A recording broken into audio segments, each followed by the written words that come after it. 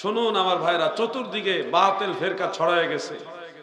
আজকে ফেসবুকে ব্যস্ততার ফাঁকে একটু ঢুকলাম, ঢুকে দেখি দক্ষিণবঙ্গের একজন পানখুর পীর সাহেব তিনি বলতেছেন আল্লাহ রসুল সাল্লাল্লাহু আলাইহি সাল্লাম গায়েব জানে না, এবং এটা প্রমাণ করার জন্য অনেকগুলি তথ্য উপাত্ত যুক্তি মানে কিতাবুল আন্দাজ দিয়ে এটা প্রমাণ করার চেষ্টা করছেন। তিনি গায়েবের জন্য আলাদা একটা সংজ্ঞা বানিয়ে নিয়েছেন। গায়েবের সংজ্ঞা ইমাম ফখরুদ্দিন রাজি, ইমাম ইসমাইল হাক্কি হানাফি, বড় বড় মুফাসসিরিনে কেরাম তিনারা দিয়েছেন মা গাবা আনিল ইসা ওয়াল আকল। আর উনি গায়েবের সংজ্ঞা বানাইছে যেটা বিনা মাধ্যমে কেউ জানে তিনি হলেন গায়েবের জাননেওয়ালা, মানে মাধ্যমে যেটা আসে ওটা গায়েব না। অর্থাৎ উনি বুঝালেন নবীজির কাছে যে ইলমটা আসছে এটা জিবরিলের মাধ্যমে কিংবা ওহীর মাধ্যমে আসছে, অতএব নবীজির কাছে ওহীর মাধ্যমে আসার পরে এটার গায়েব রইল না। যুক্তি হিসেবে বললেন যে আমি একজন ব্যক্তি এক জায়গা থেকে আসতেছে, ফোন দিয়ে যদি বলে দেয় এই অমুকে আধা ঘন্টার ভিতরে পানিশ্বর দরবার শরীফে আসতেছে, তা আধা ঘন্টা পরে উনি চলে আসলো, ঠিকই ফোনের কথার সাথে বাস্তবতা মিল পাওয়া গেল। তো উনি বলতেছে ওই যে আধা ঘন্টা আগের খবর বাস্তবে মিল পাইলো, তাইলে এটা কি ইলমে গায়েব হয়ে গেল? লোকেরা তো বলবে না এটা তো গায়েব না। কিসের সাথে কি পান্থা ভাতে ঘি, কোন জায়গার তুলনা কোথায় দিচ্ছে? আমি তারপরে বলবো আপনার প্রশ্নের উত্তর আমাদের দিতে হবে না ভাই, আপনার প্রশ্নের উত্তর স্বয়ং আল্লাহ তাআলা নিজে দিয়ে দিয়েছে। আমি যুক্তিকে যুক্তি দিয়ে খণ্ডন করার জন্য বলছি। আমার কাছে 1000 টাকার একটা নোট যদি মুফতি আসাদুজ্জামান জিহাদি সাহেবের মাধ্যমে মুফতি নুরুল ইসলাম কি জানে নাজিরি সাহেবের কাছে পৌঁছায় দেই, আমার 1000 টাকার নোটটা মুফতি আসাদুজ্জামান সাহেবের মাধ্যমে মুফতি নাজিরি সাহেবের কাছে গেল, মাধ্যমেই গেছে। এখন এই টাকাটা কি টাকাই রইছে না ডলার হয়ে গেছে? সবাই বলেন না কেন? টাকাই রয়ে গেছে। উনার যুক্তি বোঝা যাইতেছে ওইটা আর গায়েব রইছে না। তো আমি দেখতেছি একটা জিনিস যখন একজনের মাধ্যমে আরেকজনের কাছে আসে তখন এটা ওই জিনিসই থাকে, চেঞ্জ হয় না। এখন উনার দাবি আর আমার দাবির দুই দাবির মধ্যে আল্লাহর ফয়সালা কি শুনুন। আলেম ভাইরা সবাই আয়াতটা মুখস্থ জানেন, ওয়ামা হুয়া আলাল গায়বি বিদানিন, আমার নবীজি গায়েব প্রকাশ করতে কৃপণতা করেন না। নারায়ে তাকবীর। সোফাটার সামনে নিয়ে আসেন, একটু দুরূদ শরীফ পড়ুন। আল্লাহুম্মা সাল্লি আলা মাওলানা মুহাম্মদ ওয়া আলা আলি মাওলানা যেমই যাসে ইশকে নবী কি বাতা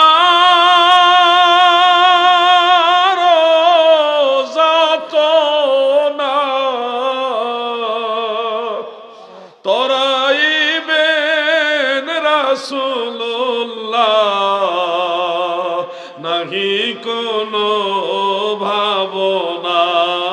আল্লাহুম্মা সাল্লি মারহাবা মাওলানা মুহাম্মদ ওয়া আলা মাশাআল্লাহ। পড়ায় ছোট করে পড়ো।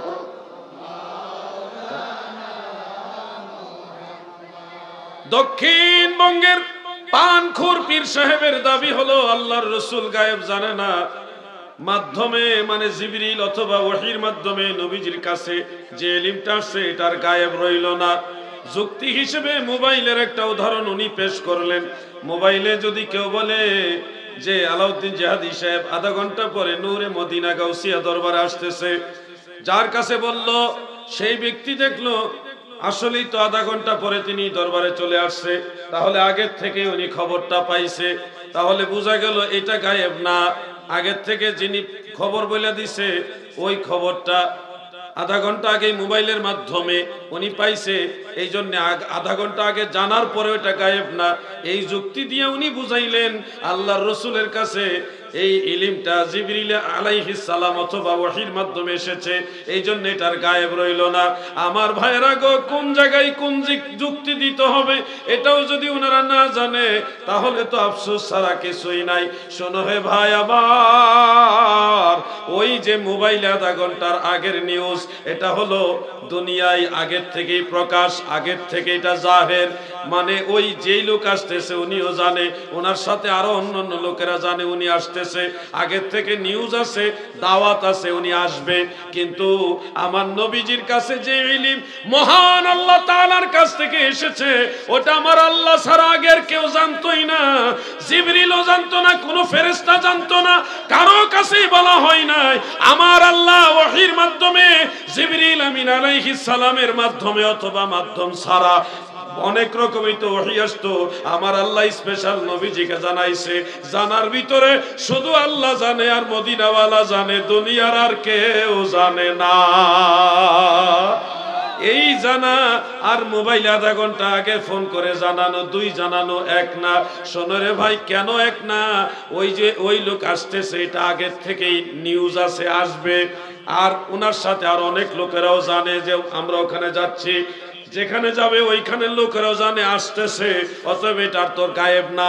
মোবাইলে ফোন দেওয়ার আগের থেকে এটা যায় গায়েব না, কারণ এটা আসবে, সবাই এটা জানে। কিন্তু নবীজির কাছে যে জ্ঞান, যে ইলম এসেছে, এটা আমার নবীজি আর আল্লাহ জানে, দুনিয়ার আর কেউ জানে না। একটা হলো একটা বিষয় আল্লাহ আর আল্লাহ রসুল ছাড়া কেউ জানে না, আর একটা হলো মানুষ অনেকেই জানে, দুইটা তো এক না।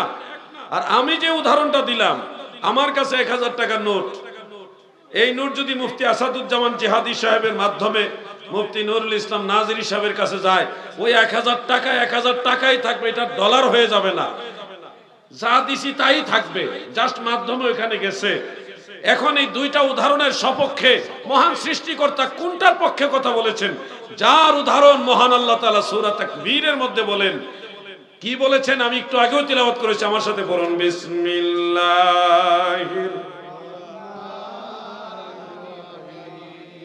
ওয়ামা হুয়া আলাল গায়বি বিদানিন। আর তিনি মানে আমার নবীজি গায়েব প্রকাশ করতে কৃপণতা করেন না।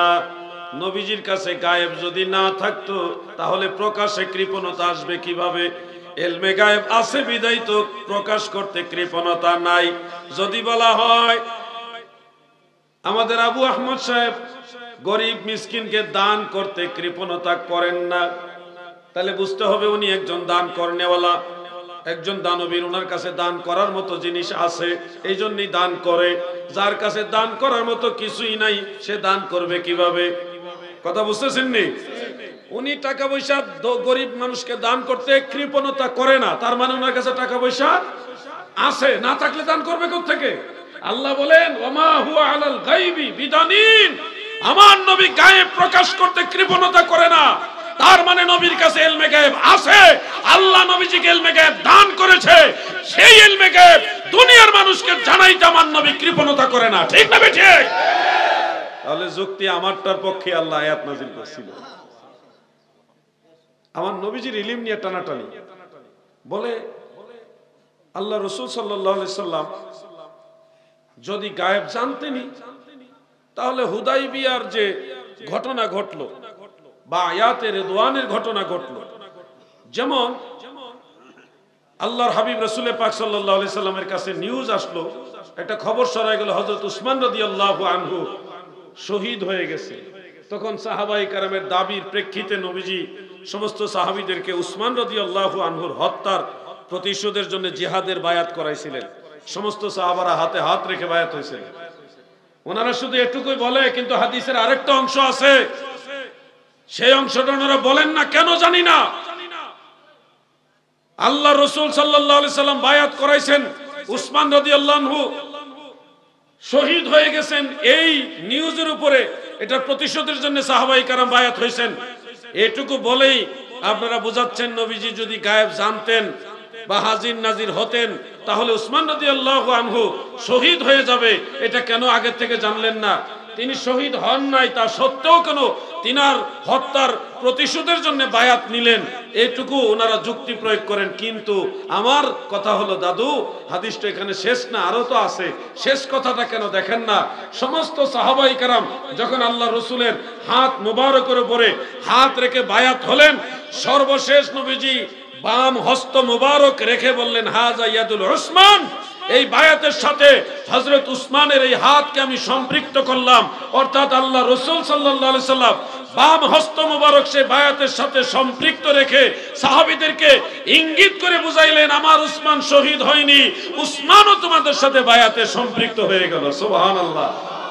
নবীজির ইশারা ইঙ্গিত বোঝার মতো জ্ঞান তো থাকতে হবে, জ্ঞান তো থাকতে হবে। বীরে মাওনা বা উহুদের যুদ্ধ, বিভিন্ন যুদ্ধের ময়দানে সাহাবাই কারাম ক্ষতিগ্রস্ত হয়েছেন, আল্লাহ রাসূলও আঘাত পেয়েছেন। এটা জানলেন না কেন? আমার নবী জানলেন না, বললেন না, এটা খুঁজতেছেন। আল্লাহও তো জানাননি, বলেননি, তাহলে তুমি কি আল্লাহরও দোষ খুঁজবা নাকি? নবীজি আমাদের বলেন নাই, সাহাবীদের বলেন নাই, এটা যদি নবীজির দুর্বলতা হয় নাউজুবিল্লাহ, তাহলে আল্লাহও তো বলেন নাই, আল্লাহ তো নিষেধ করেন নাই, তাহলে কি এটা আল্লাহরও দুর্বলতা? নাউজুবিল্লাহি মিন যালিক। আমার আল্লাহর নির্দেশে অনুমোদন ক্রমে নবীজি জিহাদের ময়দানে গিয়েছে। আল্লাহর আদেশ, আল্লাহর দ্বীন বাস্তবায়নের জন্য মদিনাওয়ালা এবং সাহাবাই কেরাম জিহাদের ময়দানে গিয়ে হাসতে হাসতে জীবন দিয়েছে। এটাই সাহাবাই কেরামের ঈমানি চেতনা, ওয়াহাবীদের মতো ঈমানি দুর্বলতা নয়। ঠিক না ঠিক?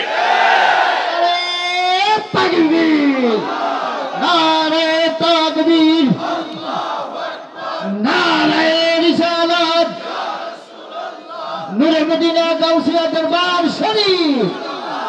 আল্লাহ তাআলা নবীজিকে কতটুকু জানাইছেন? নবীজি এক কথাই বলেছেন, উতিতুল ইলমাল আউয়ালিনা ওয়াল আখিরিন, আউয়াল থেকে আখির পর্যন্ত সমস্ত ইলম আল্লাহ আমাকে দিয়ে দিয়েছে। আপনি বলবেন অদ্দুর জানে তদ্দুর জানে, আল্লাহ তাআলা বলেন ওয়া আল্লামাকা মা লাম তাকুন তাআলাম, আপনার যা অজানা ছিল সব জানিয়ে দিয়েছি। মেরাজ রজনীতে মুসনাদ আহমদের মধ্যে উল্লেখ, নবীজি বলেন, আমি যখন আরশে আজিম পার হইয়া কাবা কাউসাইনি আও আদনা, ওইখানে চলে গেলাম, এমন জায়গায় গেলাম লিমা লা ইয়ালামুহু ইল্লাল্লাহ। সহিহ বুখারীর কিতাবুত তাফসীরের মধ্যে হযরত আনাস ইবনে মালিক থেকে বর্ণিত, এমন জায়গায় আমার আল্লাহ নিছে গো,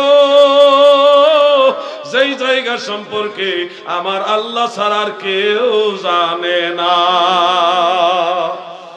এরপরে কি হলো? মুসনাদ আহমদের রওয়ায়াত, আমার আল্লাহর কুদরতের হাত নবীজির কাঁধ মোবারকের উপরে রাখলেন। রাখার পরে আল্লাহ তাআলা প্রশ্ন করেন, হাবিব আমার, আসমান রাজ্যে ফেরেশতারা কিচির মিচির করে কি বলতেছে, আপনি কি শুনতে পাচ্ছেন, অনুধাবন করতে পারছেন? দয়াল নবীজি তখন বললেন, ওগো আমার রব, আপনার প্রেমের বিভোরতায় আমার বক্ষ শিথিল হয়ে গেছে, এই মুহূর্তে আমি কিছুই অনুভব করছি না। আল্লাহ তাআলার কুদরতের হাত তখন নবীজির বক্ষ মোবারকে রাখলেন। রাখার পরে নবীজি বলেন, ফাআলিমতু মা ফিস সামাওয়াতি ওয়াল আরদ, সাত আসমান সাত জমিনে যত কিছু আছে সেদিন আমি সব জেনে গেলাম। সুবহানাল্লাহ বলেন। আর আপনি বলতেছেন নবী এইটুকু জানে ওটুকু জানে না। তাফসীর জালালাইনের মধ্যে উল্লেখ, ওয়া আল্লামাকা মিনাল আহকামি ওয়াল গায়বে মা লাম তাকুন তাআলাম, গায়েব এবং আহকামের যা কিছু অজানা আল্লাহ তাআলা আমার নবীরে জানায় দিয়েছে। আপনি গায়েবের সংজ্ঞা বানায় নিছেন যে ওসিলা ছাড়া বা ওসিলার মাধ্যমে যেটা আসে এটা গায়েব না, এই সংজ্ঞা এটা হলো কিতাবুল আন্দাজের সংজ্ঞা, মানে কোনো কিতাবে নাই। গায়েবের সংজ্ঞা হলো মা গাব আনিল হিসাতি ওয়াল আকল। তাফসীরে কবির, তাফসীরে রুহুল বায়ান সহ অন্যান্য কিতাবের মধ্যে এটা স্পষ্ট উল্লেখ রয়েছে। অতএব গায়েবের সংজ্ঞা মুফাসসিরিনে কেরাম যেভাবে দিয়েছে ওইভাবেই করতে হবে।